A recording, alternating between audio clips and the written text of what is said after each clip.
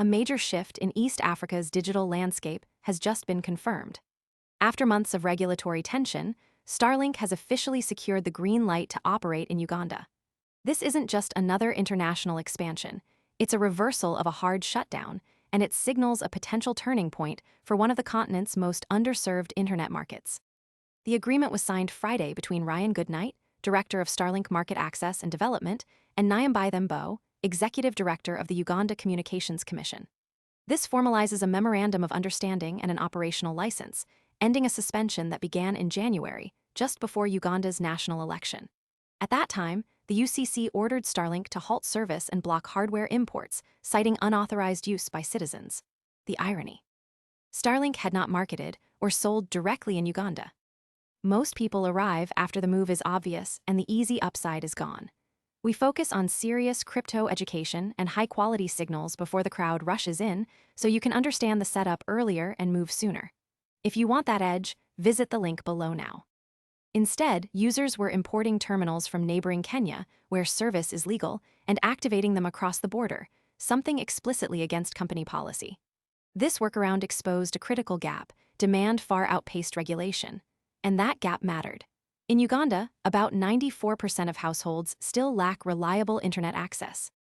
Nearly 77% of the population lives in rural areas, where traditional telecom infrastructure is sparse or non-functional. According to the Uganda Bureau of Statistics, rural internet penetration remains below 20%. That's not just a connectivity issue, it's a barrier to education, healthcare, agriculture, and economic inclusion. For many Ugandans, especially in remote regions, Starlink's low Earth orbit satellite service wasn't a luxury, it was a lifeline. Now, with formal approval, Starlink Uganda can legally launch. The company's coverage map includes Kampala, Gulu, Mbarara, Jinya, Soroti, Kasiis, and several other towns and rural districts, showing a clear intent to serve both urban centers and isolated communities. The biggest obstacle? Uganda's Regulation of Interception of Communications Act, which requires telecom operators to provide government access to communications for national security purposes.